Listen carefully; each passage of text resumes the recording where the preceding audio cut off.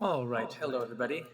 It is Friday the 13th of 2020, and I'm now finishing up a museum gallery that is based on the incredible course that I took, the Educators Live Session 5 Unity Project with Purpose, and it was creating a personal 3D gallery project with Unity for beginners.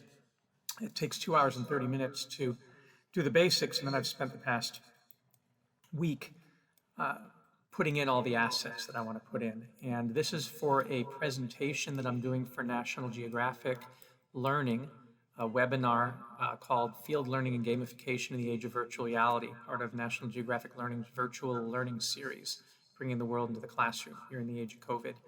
So I've put the gallery in a landscape, which is where I live in Land of Lakes, Florida, at the Rosebud Continuum Sustainability Education Center. And I plopped it into the cow pasture, and then I put in OJ and the cow who were there, and I put in the goats. And actually the goats should be moved over a bit because they're actually in real life inside this goat pen here. So there's that. I put in some biodigesters, and to size this, I put in a couple of cars, a truck here, and put it on top here, and a car here. That way I was able to take the cube that I created for the landscape and scale it up so that it is a realistic size. So there are biodigesters and cows and pigs and chickens. All that is real on the property, but what's not real is the museum gallery. But as a teacher in the time of COVID, we can't go in the classroom safely, so having the museum gallery is a great way to do presentations and use this idea that you no longer have a student or an audience member sitting in a seat watching slides slide by. You can actually slide by the slides. And that's what this is about. It's really exciting because now that I have this template, I can swap out the slides and the videos and be able to do many presentations like this. The other thing of note is I had to build my own staircase out of some cubes because Unity's not a mesh modeler. I didn't want to bring this into Blender to punch a hole in and make a door to get in. So it's like a fortress. The only way in and out is for these stairs.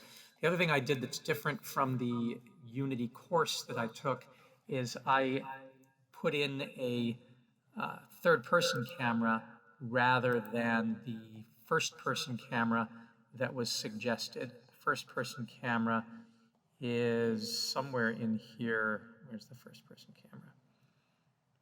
I don't even know where it is. Video player control, no. Audio animator, first-person AIO pack. So this is what was recommended. And that sort of lets you look through the eyes of the camera. I wanted to put a character in instead, a third-person controller that can walk around. So that's what I've done. So let me go through the presentation with you, and you can see how this is going to play for the visitor to this new world that I've created. So I'm going to hit play here. And you start in here, and I have these play buttons for starting and stopping 2 videos that I've incorporated in the game, and then I have over here a way of scrolling through the video, which I'll show you. So the first thing to note is that we come into the lobby and we see the presentation up there, the virtual learning series. Over here I have my son and his friend and my daughter in the virtual reality Oculus Quest goggles in their basement, and over here my son doing his online learning in the basement because in COVID nobody can go to school, to a classroom, so everything's going on online. And this is one way that we do our online education now, and that's what this presentation is about. So here we go. Let's start the presentation. We walk up to a trigger, an audio trigger box, and then hit play.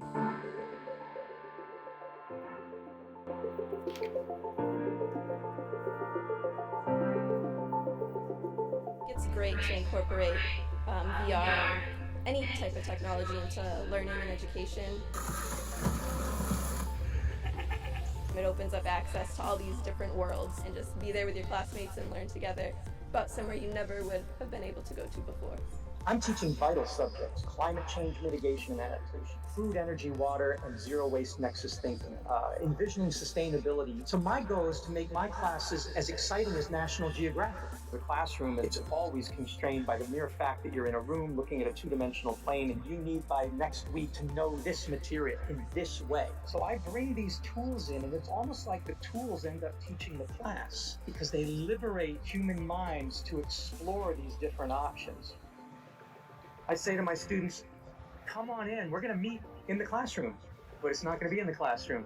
It's gonna be in the virtual classroom. And not only can you start placing all of the sustainability technologies and ideas in world, but you can fly. We all were prepared in the late 90s, early 2000s. One day we'll be able to teach these courses like this. And here in 2020, we're there. We've gone to the moons of Jupiter. We've gone undersea to look at plastic in the ocean and swum around with turtles getting entangled. Humans are hungry for experiences that give them self-actualization. VR lets you not just walk around, fly around, it lets you touch, move, size, change the scale, rotate. You start getting physically involved. Students that have both experiences, real world and virtual world, understand concepts and do better than those who have just one or the other. That's the powerful combination. I have a passion, I have an interest, and I'm able to ignite similar passions as students who are really my colleagues now. I love that every day that I come to play, which other people think of as coming to work, I'm moving the dial forward. Technology has finally arrived so that those limitations have suddenly been overcome. We're making progress toward that sustainable future. I feel it, and my students feel it, I think, too. People who can't be here, they can see everything that I've seen today, right now, just through their VR goggles and feel inspired kind of how I have today. Okay, so that's the video. And you'll notice that I have the ability to, using this scroll bar here, to go to any point in the video. It's inconvenient that I have to actually turn the camera to do so, but yeah, basically I can come in and find a part of the video and then hit play again. And virtual world. Understand concepts and Pause, walk away, choose another part of the video. So that's kind of cool. I like that effect. All right, so let me just check for a second to make sure OBS is broadcasting. So I think we're good. And now when we go into the gallery itself, what I have is I have the entire slideshow, and as the tutorial showed us, when you walk up to it, you can actually see the augmented reality text or description of it. But I've also added an audio trigger box. So now you'll see, as I go through the presentation, that I can trigger the audio, and it can be a self-paced learner experiment. And here it goes. Good afternoon, I'm T.H. Culhane, and I'm so happy to be with you today and happy to share my story for how we can improve geographic education, even at a time when our physical movement around our planet has been so severely constrained by this pandemic. And then we can walk out and walk into the next slide. As a National Geographic explorer and as a professor of global sustainability at the University of South Florida, my passion lies in bringing knowledge home by giving all of our students a chance to tell their stories in meaningful ways, whether you're these young men living in the slums of Nairobi using waste biomass to cook in order to save trees, or, next slide. Let's go over to the next slide. Or these families in Cairo and Rio and the Masai Mara and in Middle Eastern refugee camps learning to build their own solar water heating and food waste to fuel and fertilizer systems with me. Okay, and you'll notice that I can leave the trigger box, come back into it, hear it again, or if I walk out of it, then it pauses and then starts right where I left off. So that's gives people the ability to walk through the exhibit and say, oh, I want to finish hearing what he said about that slide. Okay, so then the next slide. But wherever I am in the world and whatever the project, the philosophy is the same. Get people talking about what they are doing in their homes and neighborhoods and regions and share our common dreams and work on problem-solving projects of the students and teachers and community, by the students and teachers and community, for the students and teachers and community. Okay, I probably should make it so that the collision box extends a little bit farther back so we can get more range. Now the next slide. The video you just saw shows I use every possible technique and technology for empowering our students and teachers to learn and communicate in the most effective ways possible. For the past 30 years, since I started my teaching career, I've taken my cue from Nat Geo, essentially turning my classrooms into international geographic storytelling workshops in which I tell the students you and your location and the places that mean the most to you matter. The anchor for this collaborative work is spatial geography. For 3 decades, I've set up a green screen in my classrooms and said, let's create content about places and things that you care about. This, for example, is my apartment in the slums of Old Islamic Cairo, where I lived from 2006 to 2009, with our self-built solar heating system on the roof, which I created in the Skyrim video game engine and Google Earth back then, so people could find my apartment in the unmarked streets and come over to my house on a virtual visit to my apartment and see what the solar system would look like before we actually built it, helping everybody in the community with decision making. At times, our emphasis on spatial geography takes us into outer space, as seen in this 1992 rap music video that my students created with me called Marsville for the NASA Challenger Center, showing how inner city kids dreamed about participating in making a better future on and off the Earth.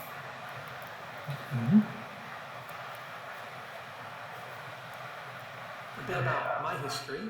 As a Harvard graduate, I was a Teach for America mentor when the program first started, and I taught high school science in our impoverished inner city schools in South Los Angeles and Hollywood for a decade. The schools I taught in, Crenshaw, Jefferson, and Hollywood high schools, are places with great stories of resilience and hope to tell, but places that very few non-residents get to visit. And yet they've become famous in a bad way, notorious from news reports of riots and crime and despair, and gang violence. In the late 1980s and throughout the 90s, I was determined to help young people change that perception, and over those years, I managed to get us on local and national TV, telling our own stories of hope. Come around the wall here. As you can see from this 1990 teaching strategies called Touching the Future, which McGraw-Hill put out, my students and I were already using music, video production, and 3D computer graphics to life.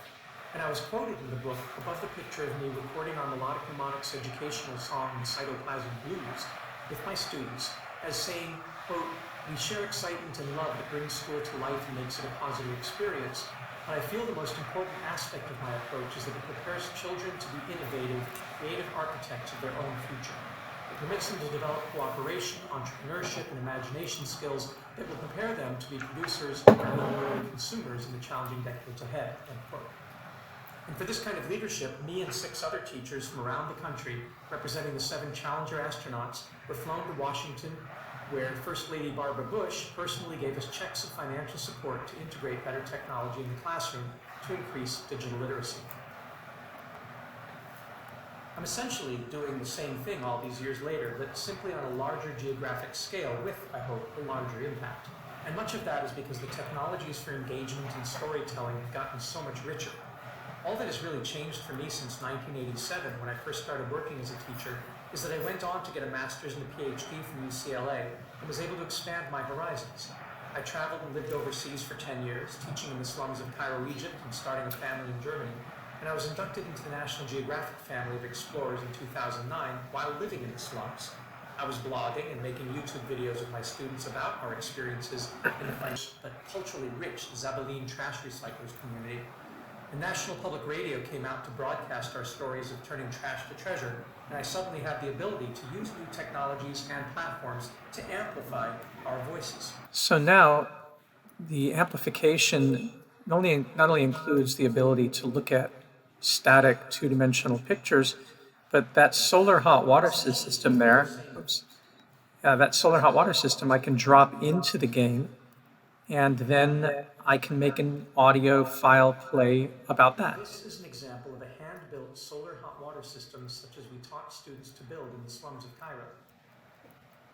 It's a passive thermosiphon system made from a flat plate collector box with copper pipes and a sheet of glass with a storage tank on top.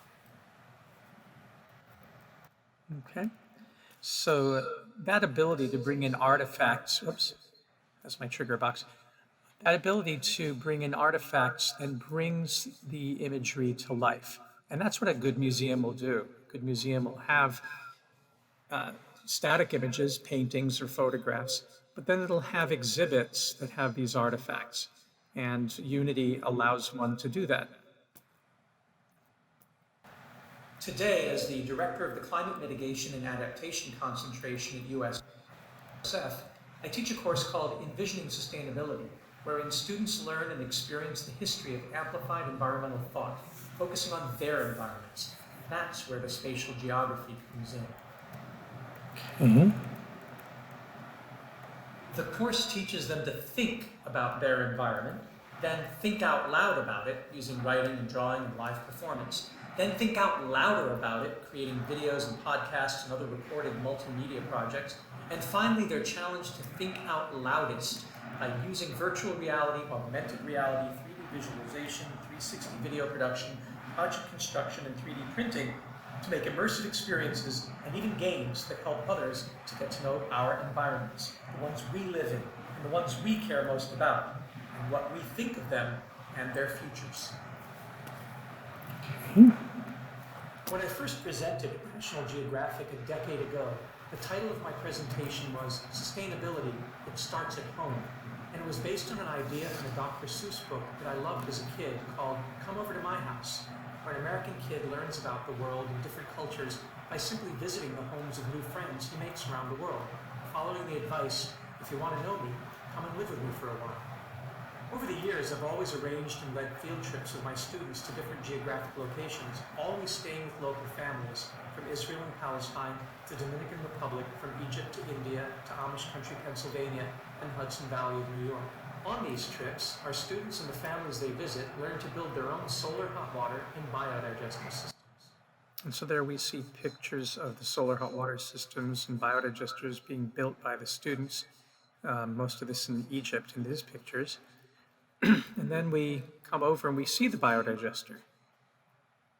This is an example of the simple RT India home biogas system that I first encountered in Pune, India on apartment rooftops in January of 2009. The experience changed my life because I suddenly realized that city garbage could be an asset rather than a liability, and that we could turn all of our organic residuals, food waste and toilet waste, safely into clean fuel and nutritious fertilizer and completely eliminate disease and pollution. So that's cool. Now here. And every year, students from as far away as New York and Haiti and Nigeria, to say nothing of local school kids, have visited me and my wife and our team of students at the Sustainability Farm at the Rosebud Continuum Eco Science Center, where I've lived for the past 5 years, off-grid. What our students have learned in our classrooms and on those field trips has been basically problem-solving and iterative design, tackling our fundamental food, energy, water, and waste challenges, building solar energy and biogas and food production systems, and water purification technologies, and then making multimedia productions to communicate what they learn. The only problem now is that a worldwide pandemic has made travel almost impossible. The magic of our program is always from the blend of academic and vocational education through hands-on, geographically based field experiences that bring theory to life through genuine practice and encounter the human scale, employing all of our senses and our multiple intelligences. So what to do? And when you look at that poster, you see the solar panels that are on racks that we use to power our off-grid home, and then you can look over here and see a model of it, and then learn about it. This is a rack-mounted 2-panel photovoltaic system similar to what is on the garage in Essen, Germany, and what we use to power our off-grid RV at Rosebud Continuum. Each panel produces approximately 100 watts at 5 amps and 20 volts peak. This array would provide 200 watts, which is what we recommend for getting into the solar game, as you can use this power to run your lights and computer and fans, and they are very transportable and affordable. Fortunately, I learned a lot from my two children from a previous marriage who live in Germany. Ava, who just turned 8, and Killian, who just turned 12. Both are homeschooled, or rather world-schooled, and learn much from traveling around the world. But with COVID, the last year's been spent in the basement in front of a computer screen. Undeterred, it was my children who suggested we start to meet in video games. And when I complained that I wanted to be able to visit them in Germany and have them visit Florida, they said, well, why don't we build our homes in a video game and visit each other there? So that's exactly what we've done. This slide shows their home in Germany in the game, along with 2 drone photographs my son took with me, showing the solar vacuum tube hot water system and the solar electric panels, along with the trampoline. In real life, my kids have to fly the drone to see the renewable energy systems. In the game, they can simply get on a magic carpet and fly up there themselves, safely and with a lot more fun. At first I was intimidated, as I'm sure some of you might be, about the thought of plunging into geographic world building using computer game engines. With the kids' help, I realized that it isn't so difficult. The same skills are employed whether you're working in Minecraft, or Roblox, or Unity, or Alt-Space VR on the Oculus Quest. And this generation of students are digital natives who are chomping at the bit to bring their visions of tomorrow closer to reality. It's this blending of realities that means so much to young people today. Reality is broken for them, as the author and educational game developer Jane McGonigal points out in one of our texts with the subtitle, Why Games Make Us Better and Why They Can Change the World. And I used to be skeptical of that, quickly getting bored with games like SimCities and Sims and City Skylines, even when they included windmills and solar panels and the other green technologies I teach, because it all went on in some never land that didn't feel relevant or useful. But I've found that when we blend the fantasies of our community with their ground truths, with our ground truths, and allow us to play their way to a better future in situ, using their stories, and their locations, our locations, whole new worlds, plural, and possibilities open up. So what I'd like to do now is take you on a brief virtual blended learning tour of our home and field school in Florida, and see how we're working around the travel restrictions that the pandemic has imposed and creating a new blended reality that in many ways may evolve to be superior to what we had before. So at this point in the presentation, I pause and I take the audience into Roblox, where we've created the Rosebud Continuum Sustainability Education Center, and they can walk around and meet and click on things and make the biogas grill fire turn on and kick soccer balls and drive solar power golf carts. Then we'll come out of that and we'll continue the presentation. What has changed so much with advancing technology, and will no doubt stay changed after the pandemic, is that hybrid education with in-class, online, in the field, and virtual reality and augmented reality enhancements is offering greater freedoms than ever before for self-directed learning. We will all be creating blended learning experiences from now on, for better or for worse, and I predict that it will be for the much, much better. One thing I'm learning from our international educators in VR group in Alt-Space is that around the globe, from Kansas to Kenya, from America to Australia, the days of simple slideshows are numbered. Where students and audiences used to sit still in a seat and watch two-dimensional slides go by on a flat screen, trying to keep up with the lecturer or presenter, today, educators and presenters are creating interactive three-dimensional museum galleries. The audience can walk through at their leisure, pausing at will to discuss or clarify before moving on. Instead of the slides sliding by a passive audience, now the student slides by the slides, doing a true electric slide. The content, videos, and images, and even 3D objects are all there to be played with at one's own pace. There are many resources out there to help students and teachers master these techniques and bring it home. The tutorials are so good and so intuitive, you can be up and running in less than a fortnight, unintended. In fact, we built my children's neighborhood in a fortnight. Minecraft Educators uses that world-building game to teach geography, math, and science. And they have a project based on the United Nations Sustainable Development Goals, where for the past 2 years, students have built their schools and SDG solutions as part of a Sustainable Development Villages initiative and a climate action project. And we're beginning to develop for that. But Roblox appeals to me more because it has a higher degree of realism. It also has superb educators' resources and step-by-step tutorials. The Roblox platform my daughter introduced me to when she was 6 lets kids and teachers develop their own everything is awesome Lego-like game, and has responded to the pandemic by creating entire curricula for creating content-rich, geographically connected experiences. Each tutorial is self-guided and can be completed in 1 or 2 class sessions. For my students' purposes, it is one of the best because it's free and works like a shared Google Doc for 3D creation that enables students in the user community to meet online in their game world neighborhood and actually build their homes and schools and imagineered landscapes together in real time and instantly play the worlds they've created with an unlimited number of friends around the world. We've held entire classes in our Roblox games, and there is so much user-created content available. Users like us who are in geography, history, and science have even created free maps and searchable interactive 3D objects like solar panels and biodigesters and windmills and electric cars and tiny homes that we can bring into the game instantly, no experience required. The house above is from a neighborhood my daughter made for her friends. And here's where we would go over and look at the actual windmill. I haven't yet put in the audio or the text to learn more about the 3D object that's coming.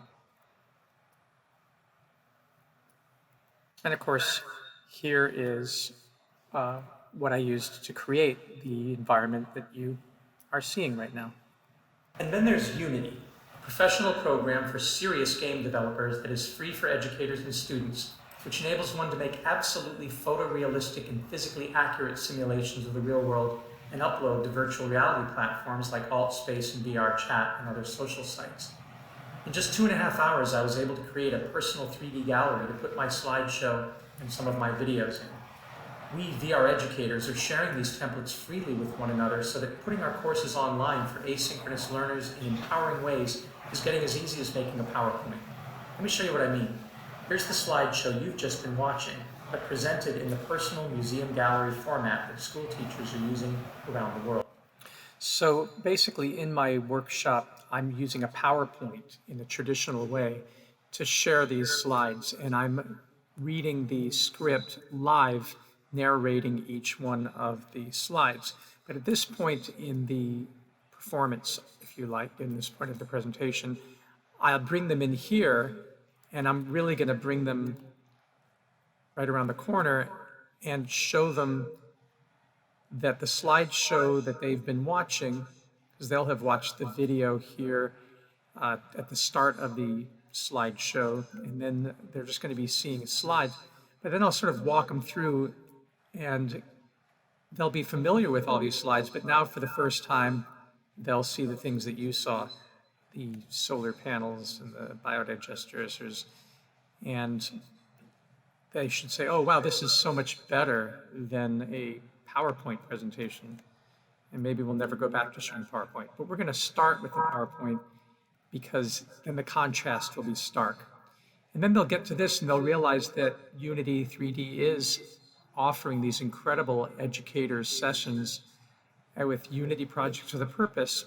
And they'll see that this one here, which if I get too close, it'll trigger the audio, but this is the museum gallery one that I'm looking at there.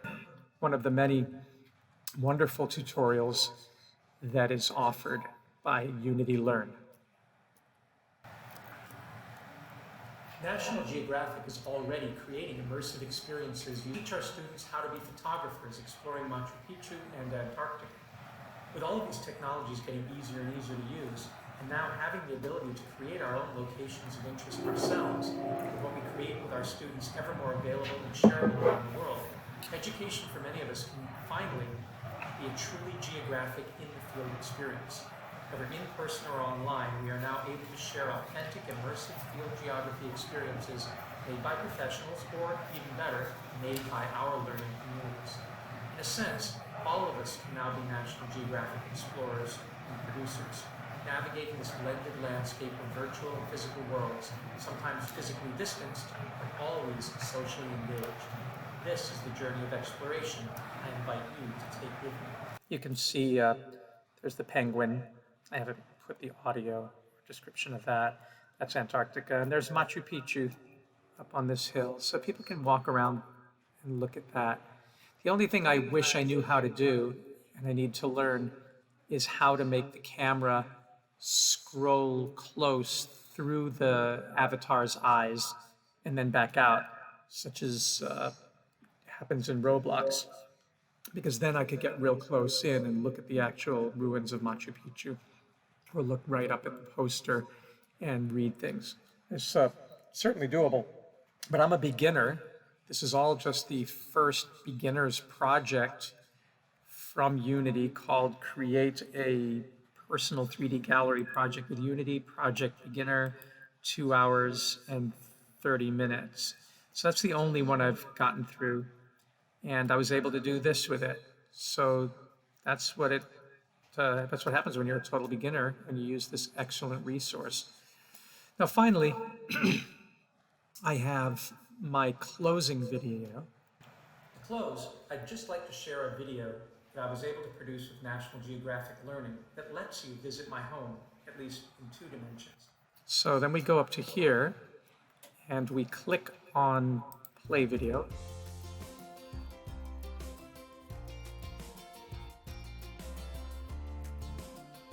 Which is really cool.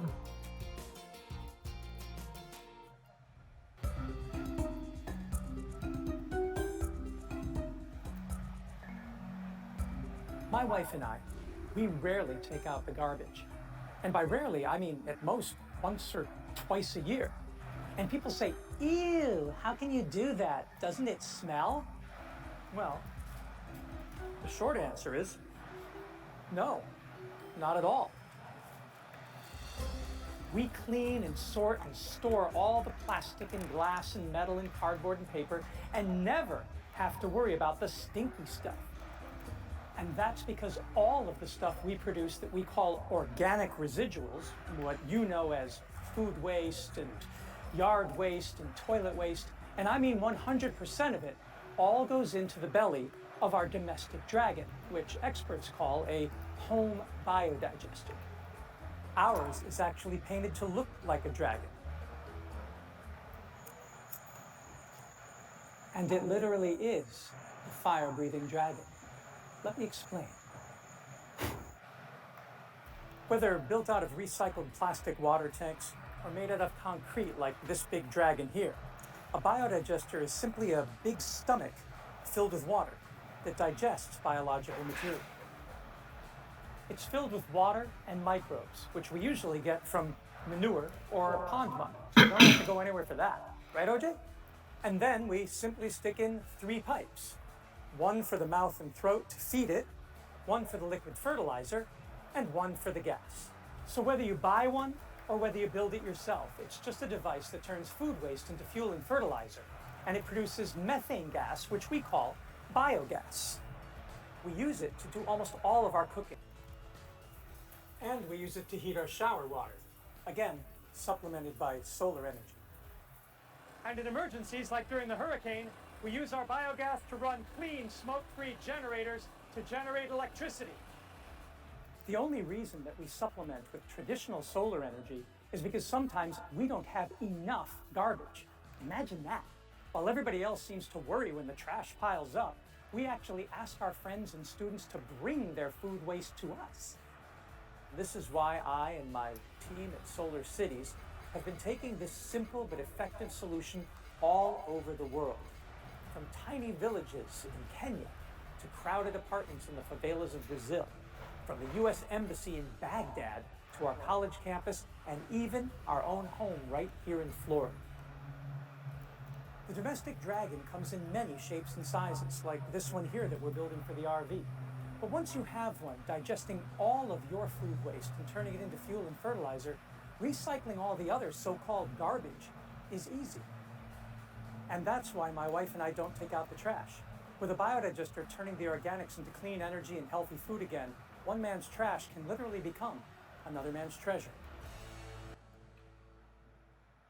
Okay, so that was kind of cool that you can walk around while the video is playing in the gallery.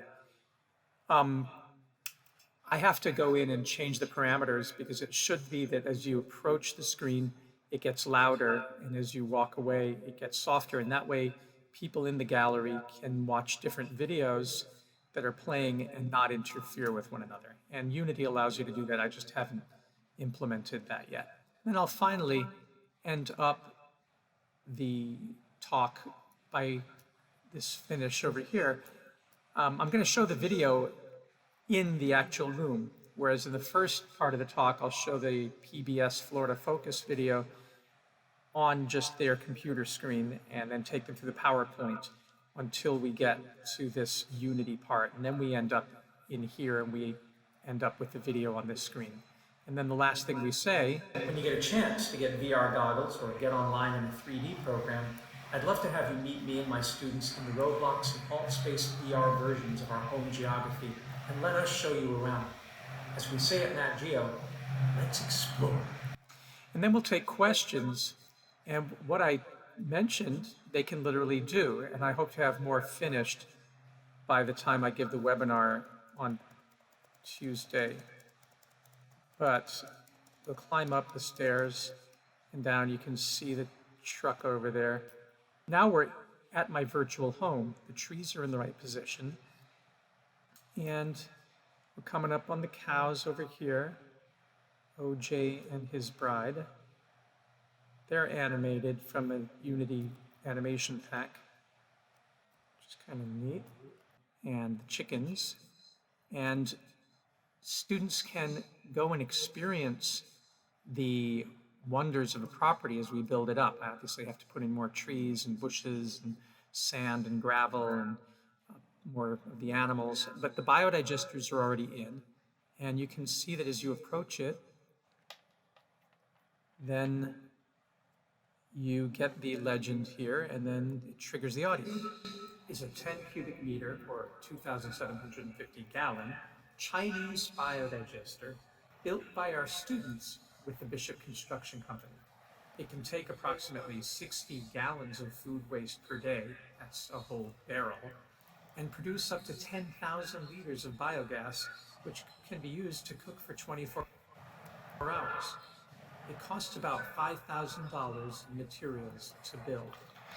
And so we could put those on all of the biodigesters, and then when I put the photovoltaic panels and the windmill and the aquaponics and the hydroponics and the greenhouse and all the different things that are actually on the property, then the class can tour that kind of gallery, and it begs the question, why would you build a building at all? Now, when it comes to a beautiful building like this one here that Unity has provided, it's a museum gallery and you might want to be inside because you like the architecture. But in the virtual world, there's no rain, there's no wind, and there's no cold or heat. So the function of buildings is purely aesthetic. And you could hang the exhibits, the photographs or the paintings, or put the artifacts simply outside in context. You certainly don't have to have them inside a building. So we'll probably find that buildings are things that we use for aesthetic purposes, but not for functional purposes, since in the virtual reality, things can actually float in pure air if we wanted to. So that's the basic idea between of our workshop. And I encourage all of you to join the Unity Learn team and start working with this in your classrooms, because I'm sure that more and more of your students and your own children like mine are learning online in their rooms or basements right now, and that may occur for quite some time until we get a handle on this virus. And then even beyond, how exciting it is to be able to learn in a virtual environment that is interactive. So thanks for watching.